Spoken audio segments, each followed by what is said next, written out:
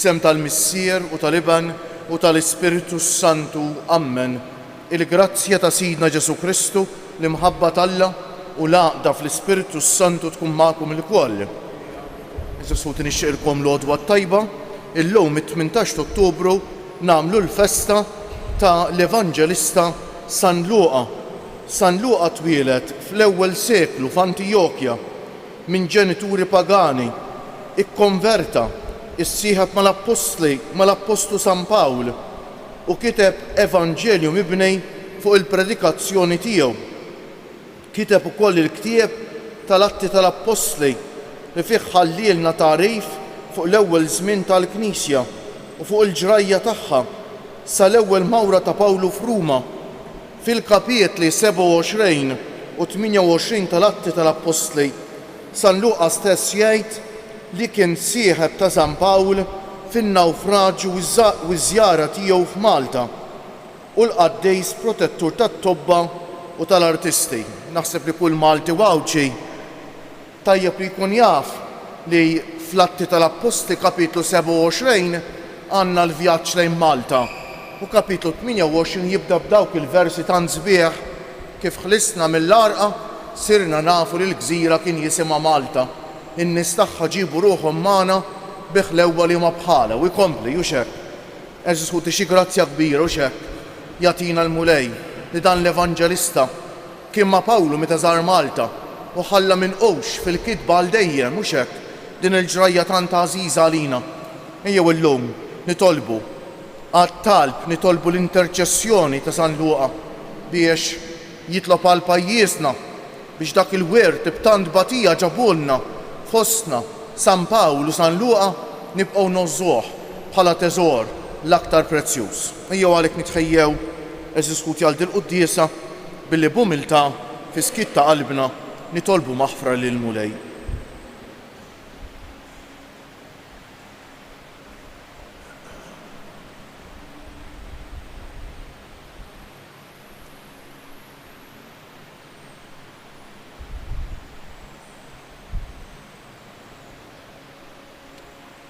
Int li l-qajt bimħabba kbira l-indiema ta' Pietru, mulej ħniena.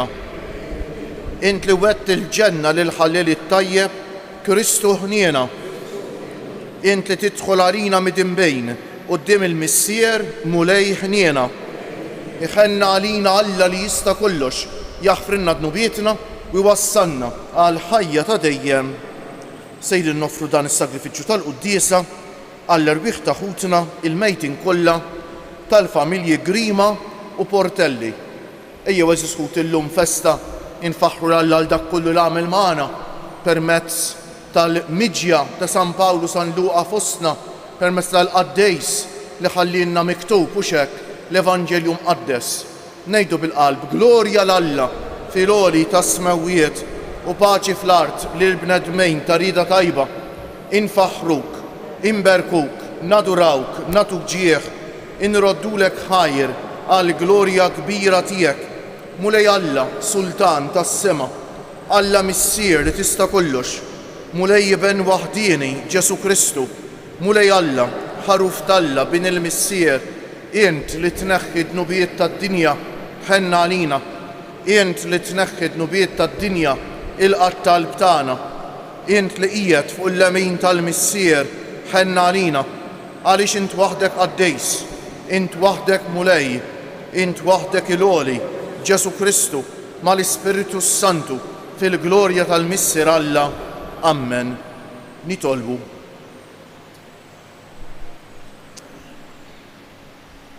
Mulej Alla tagħna, int għażilt lil San Luqa biex bil-kelma u l-kitba ixandar il-misteru tal-imħabba tiegħek għall-foqra. Ħares lil dawk li tajthom il-ġieħ ta' wliedek u żommhom sal-aħħar qalb waħda u ruħ waħda u għamel il-ġnus kollha jaraw is-salvazzjoni tiegħek. Bibnek Ġesu Kristu Sidna li huwa Alla u miegħek jgħix u jisaltan flimkien mal-Ispiritu Santu għal dejjem ta' dejjem.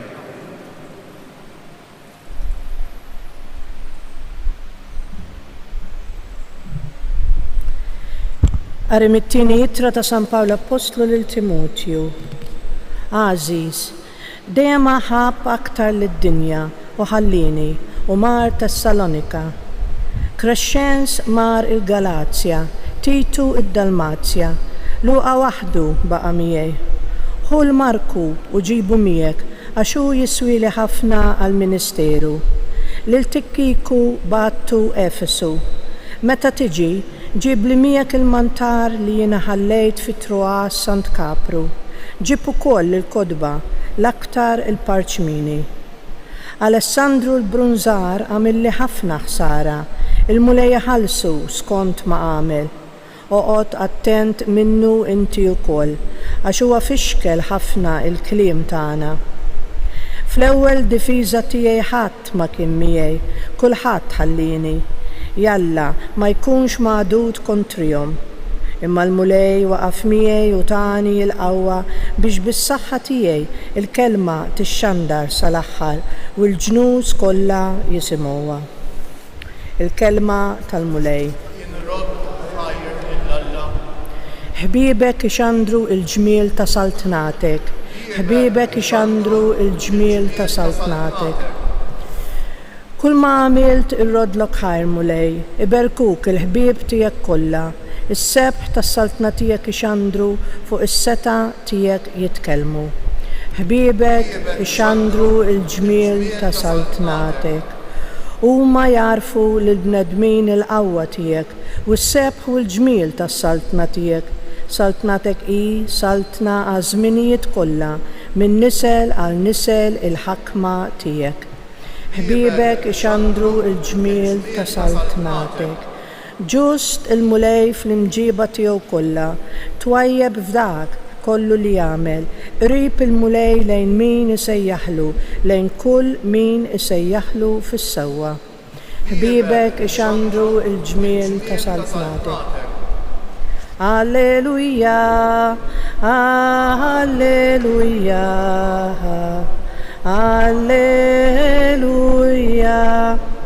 Jiena żiltkom u ħtartkom biex tmorru tagħmlu l-frott u l-frott tagħkom jibqa' jgħid il-mulej. Alleluja. Alleluja.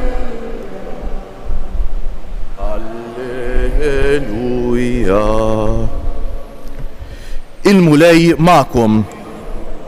Qari mill-Evanġelju mqaddes skont San Luqa.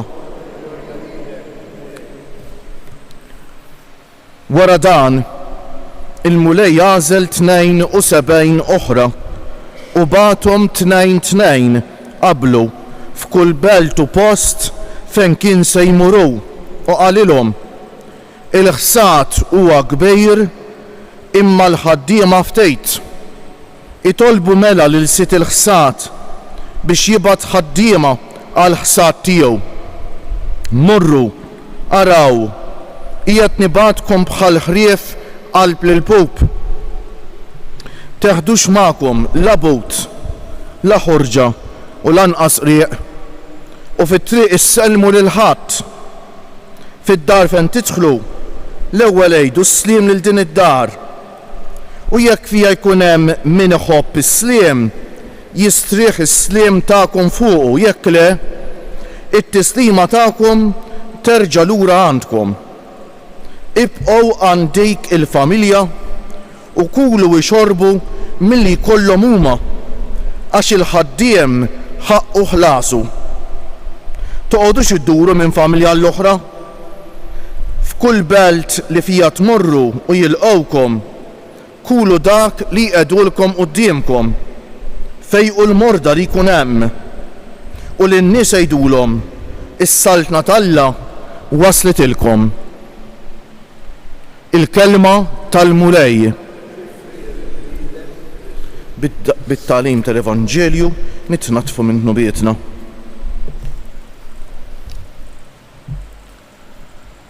Naħseb li ħafna minna eżis ħuti għandna xi ftit oġġetti jew affarijiet li jkunu verament għal qalbna. Jien ħansejjaħlu it-teżor ċkejken tagħna. Forsi xi ħudd għandhom xi katina tad-deheb jew jien naf xi oġġetti oħra prezzjużi hekk. Però eżis ħuti forsi ftit minna nintebħu li mat-teżor tagħna jew forsi it-teżor l-iktar għażejs li għandu jkollna huma ir-relazzjonijiet tagħna. Qegħdin ngħixu f'dinja li fija hawn kriżi ta' relazzjonijiet.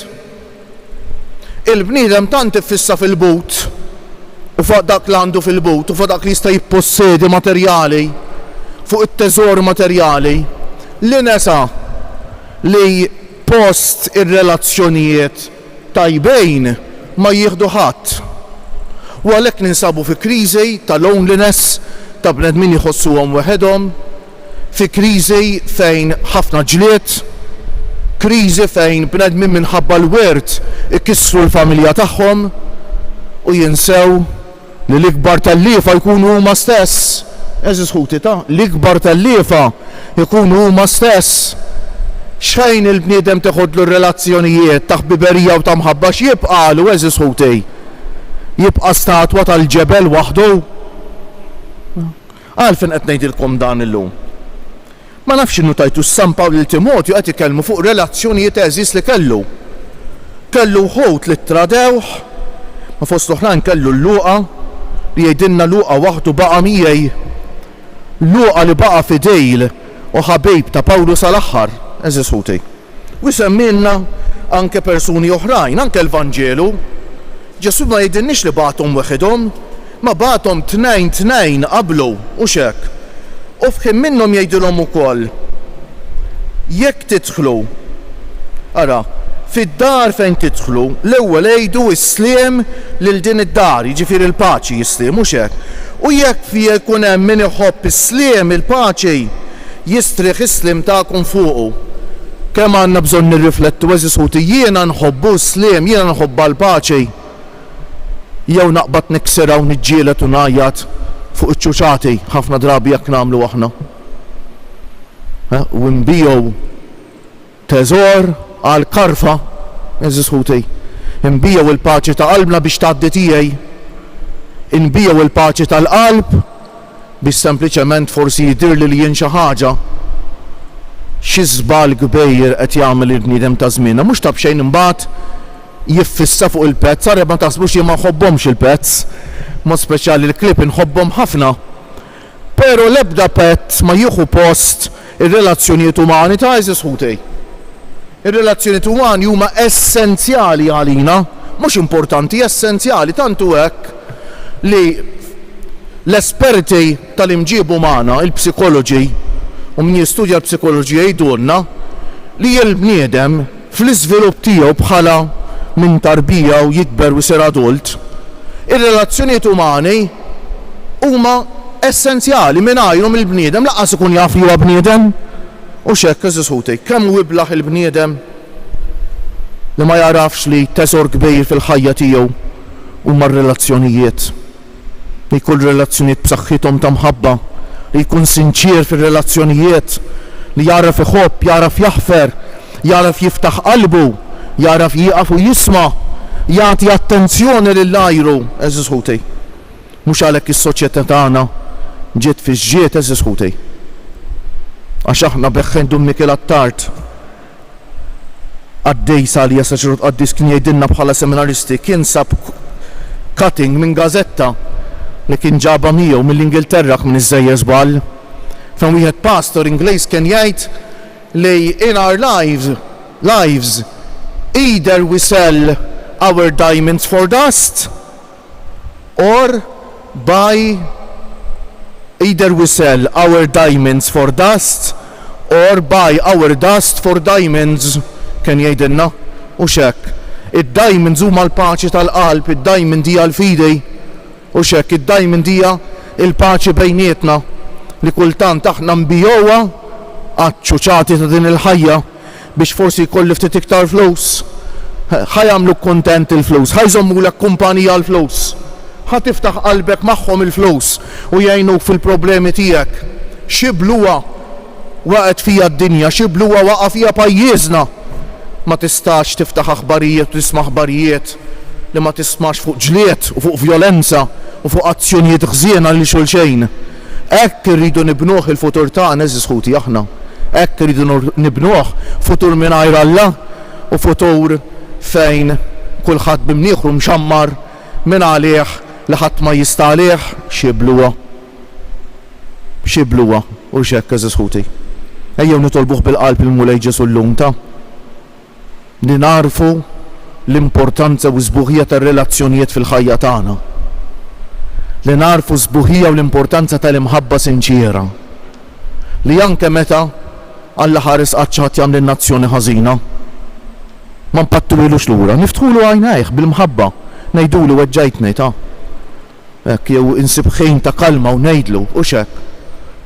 Imma il-ħażejn qatt ma jirbaħ l-ħażejn ta' jekk xi ħadd jagħmel azzjoni ħażina u mpattijielu b'azzjoni ħażina oħra jew għar minnha, jien ma nkunx aħjar minnu.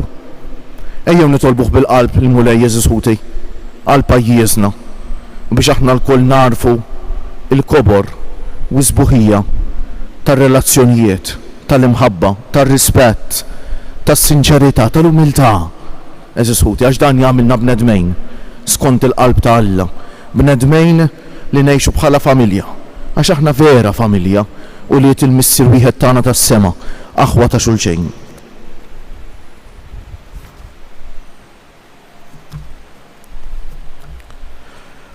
Bil-wieqfa jogħġobkom aħna u nroddu ħar lill-Alla li xogħbu jsejħilna l-verità permezz tal-Evanġelju imħabbar lilna minn San Pawlu San Luqa, inresqu qudiemu dawn it-talbiet tagħna aħna u ngħidu isma' Mulej it-talba tagħna, isma' Mulej. Għall-insara sabiex jagħmlu mill-istorja tas-salvazzjoni imxandra minn San Luqa l-istorja tal-umanità nitolbu isma' Mulej it-talba tagħna. Għal dawk li fit-tħabbrik tagħhom għal paċi isibu ruħhom bħal ħrief qalb lil pub sabiex jitqawwew fit-tama fejk nitolbu isma' Mulej it-talba tagħna. Għat-tobba sabiex fil-ħidma u l-istudji tagħhom iġibu l-qudiem is-saħħa tal-bniedem u taffu it-tbatija tal-mart nitolbu ismana. Għalina sabiex il-ħobs tal-Ewkaristija li ser naqsmu fl-imkien iżomna sħaħ fit-talim tal-Apostli u fl-għaqda ta' bejnietna nitolbu isma' Mulej. Ħankomplu nitolbuh il-Mulej jibatilna x-xita kalla jrejt xita tal-art li artna tant tixtieq, jibatilna xita ta' paċi u ta' grazzji mis-sema biex aħna minn niftħu għajnejna u fil-paċi u fil-rispett ta' bejnietna u fil-mħabba ta' xulxejn narfu l-isbaħ teżor li jagħtina l-paċi tal-qalb Eżis Ħuti. Ħanitolbu għal ħutna li qed isegwu dil-quddiesa permezz tat-televiżjoni u mezzi oħra, mod partikolari l-anzjani, intom Eżis Ħutna l-anzjani morda, persuni bi bżonnijiet speċjali, intom li tieħdu ħsieb ta' persuni vulnerabbli. Eżis Ħutna intom li tlabtuna nitolbu għalikom u intkom Eżis Ħutna li għaddejjin minn xi mument mudlam tal-ħajja. Intom li forsi għaddejjin minn xi mart mentali jew xi mart ieħor.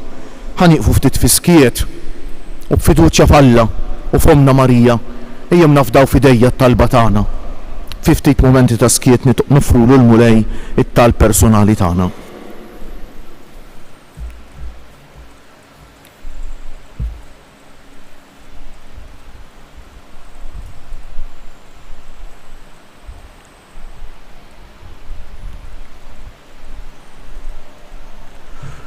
Mulej Alla tagħna, Inta għażilt lil San Pawlu battu jxandar l-Evanġelju tiegħek flimkien ma' San Luqa, imla d-dinja kollha bil-fidi li huma wasslu lil missirijietna biex hekk il-Knisja dejjem aktar tikber u tissaħħaħ bi Kristu Siedna.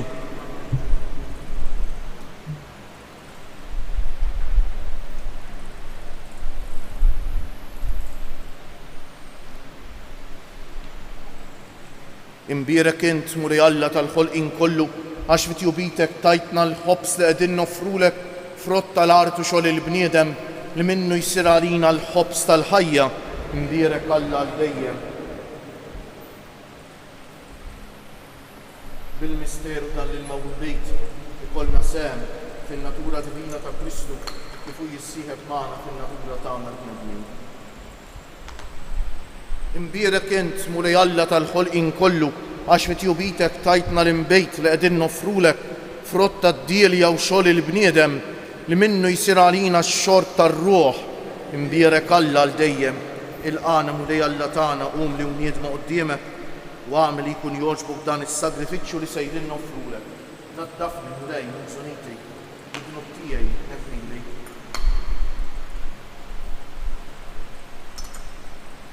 Itolbu ħuti biex is-sagrifiċċju tiegħi u tagħkom ikun jogħġob l-Alla l-Missier li jista' kollox.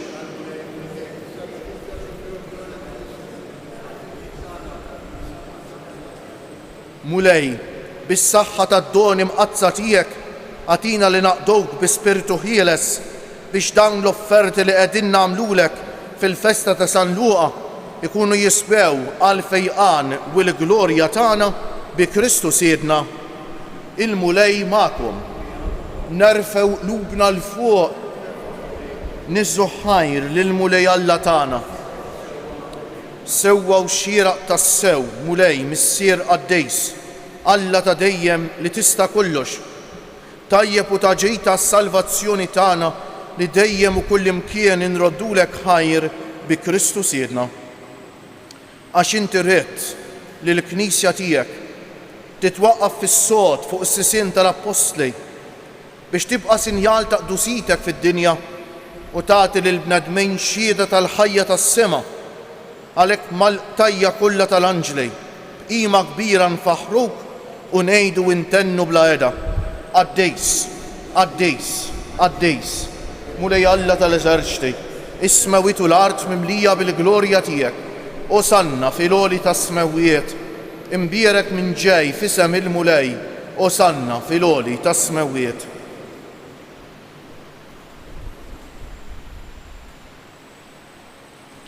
Qaddejs tas-sewwint Mulej, inti l-għajn ta' kull qdusija. Qaddes għalhekk nitolbuk dawn l-offerti bil-barka tal-Ispirtu tiegħek biex isiru għalina l-ġisem u d-demm ta' Sidna Ġesu Kristu li meta kien sejjenata biex minn raj ħibati bħal ħobż radd il-ħajr qasam tal id-dixxipli tiegħu u qal: ħudu u kulu il-koll minn dan għax dan huwa ġismi li jingħata għalikom.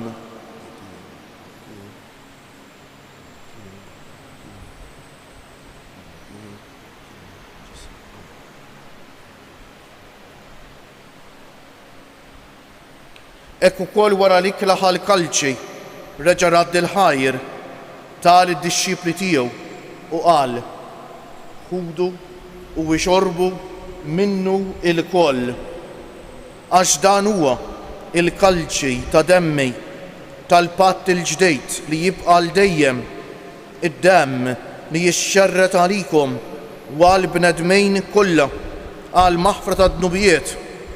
Għamlu dan b'tifkira tiegħi.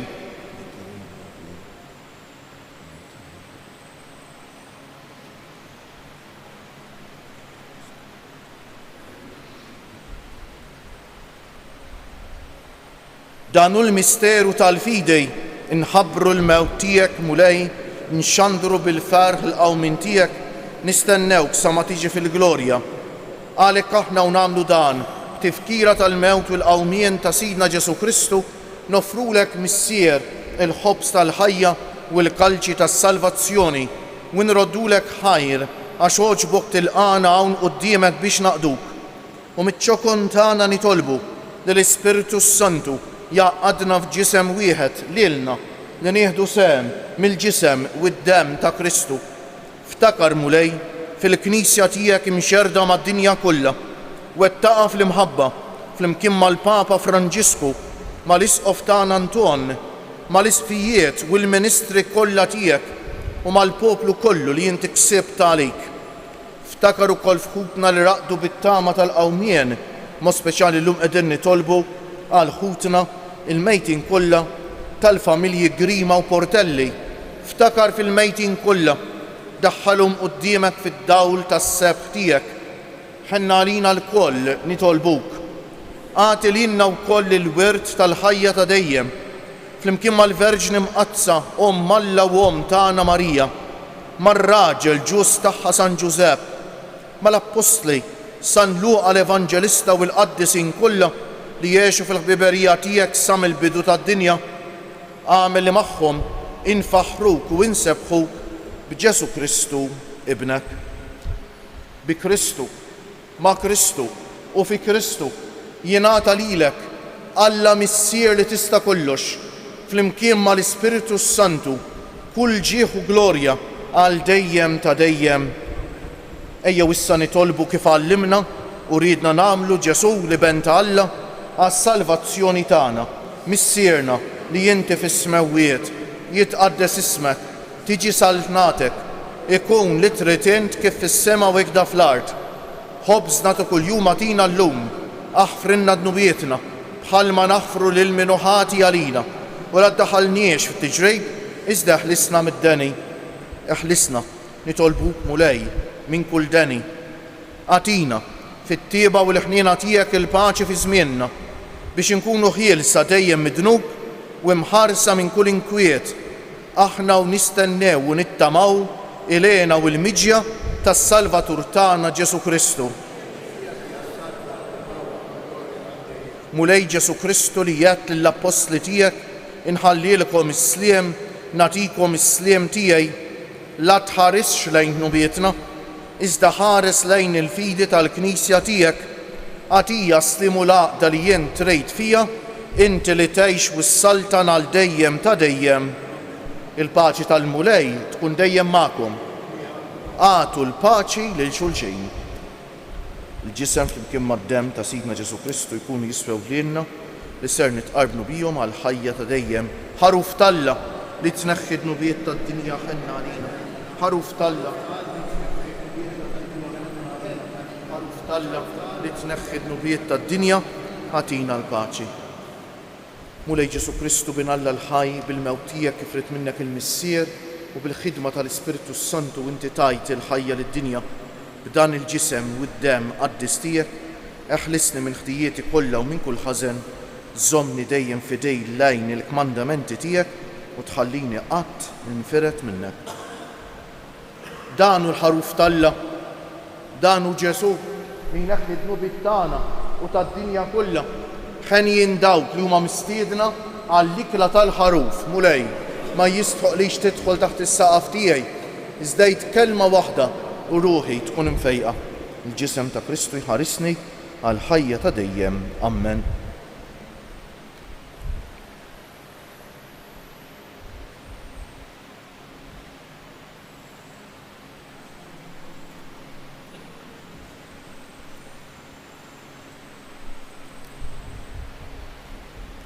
Id-demm ta' Kristu jħarisni għal ħajja ta' dejjem. Amen.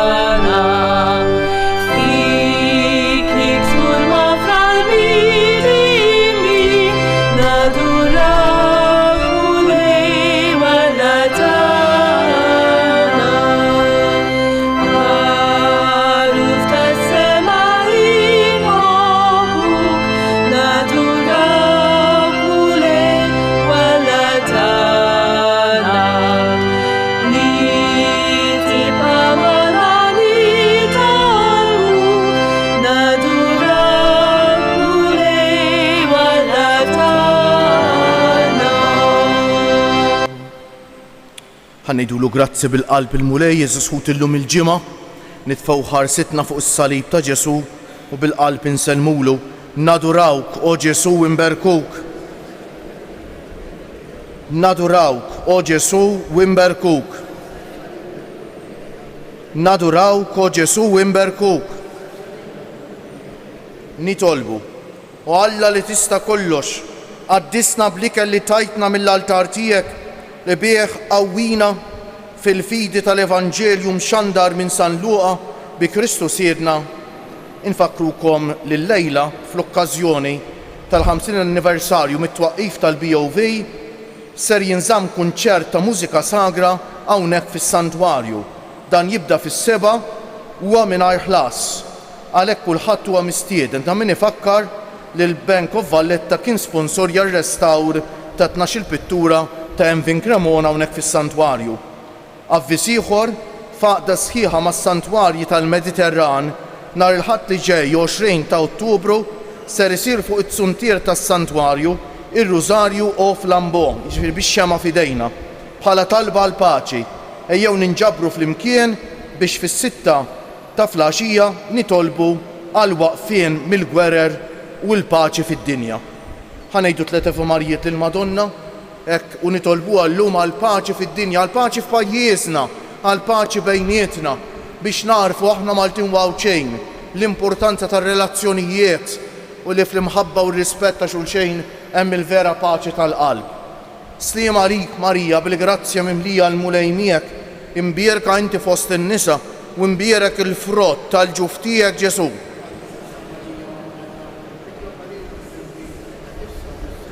Sliem għalik Marija bil-grazzja mimlija l-mulej miegħek, imbierka inti fost in-nisa u imbierek il-frott tal-ġuf tiegħek Ġesu.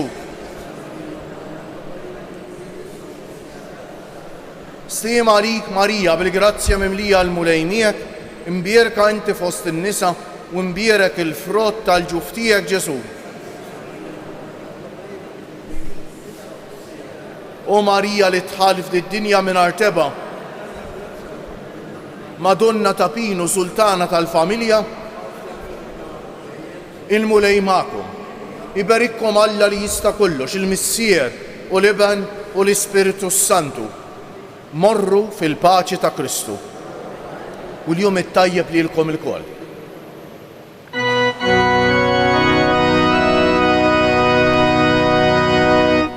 Madonna